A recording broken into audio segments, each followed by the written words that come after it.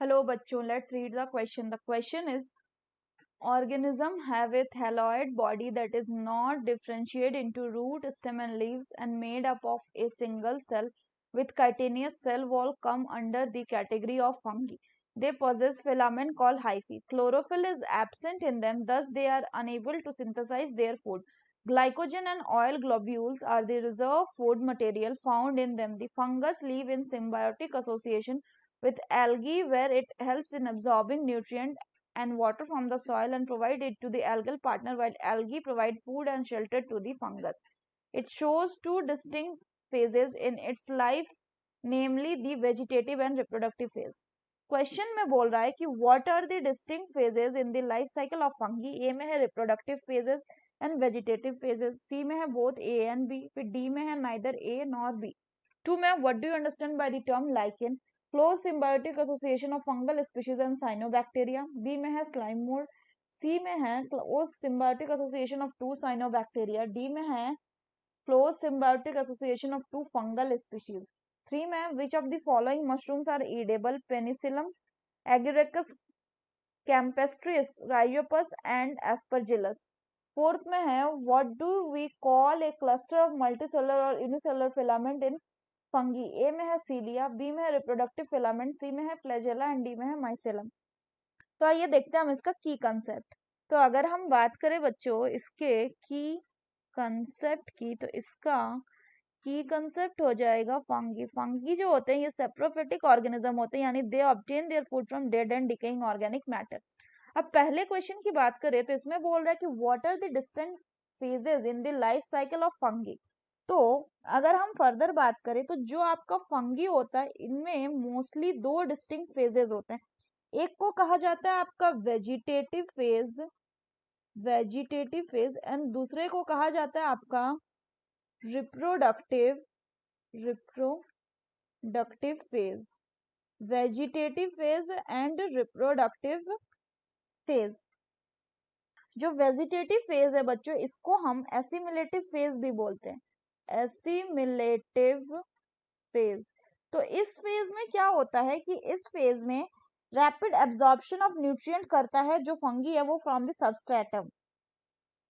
जबकि reproductive phase जो होता है फंगी में वो कैसा वो होता है मोस्ट फंगी में, दैट इज मेनली कॉन्स्पिक्यूअस.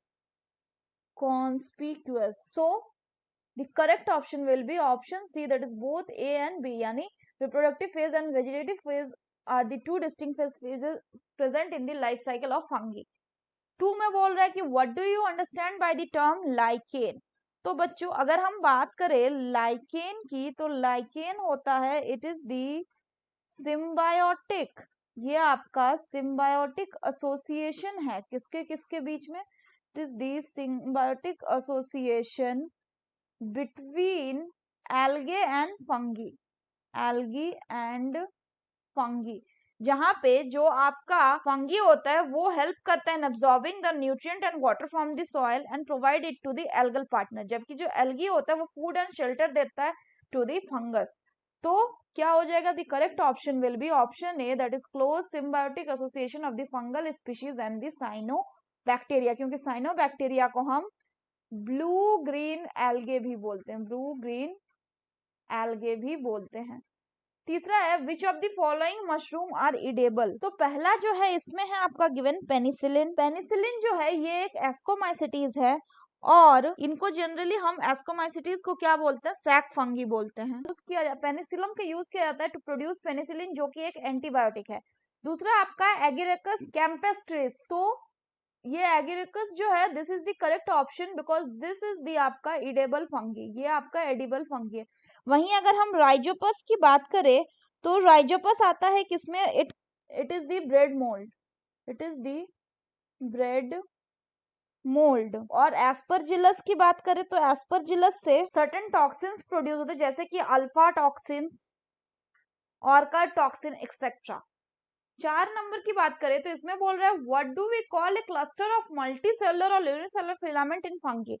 तो अगर हम फर्दर बात करें तो आपका ये जो फंगी होता है इसका जो बॉडी होता है वो डिवाइडेड होता है किसमें. So the fungi body consist of long cylinder, long cylinder thread like structure, जिनको हम क्या कहते हैं, which are called as the hypha, इनको हम हाइफा कहते हैं। और ये जो हाइफा जो है, इनका जब नेटवर्क बनेगा, सो नेटवर्क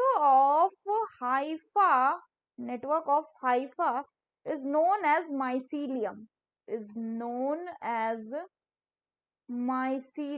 तो अगर हम क्वेश्चन की बात करें बच्चों, तो इसमें बोल रहा है कि what do we call a cluster of multicellular or unicellular filament in fungi? The correct option will be option D, that is mycelium.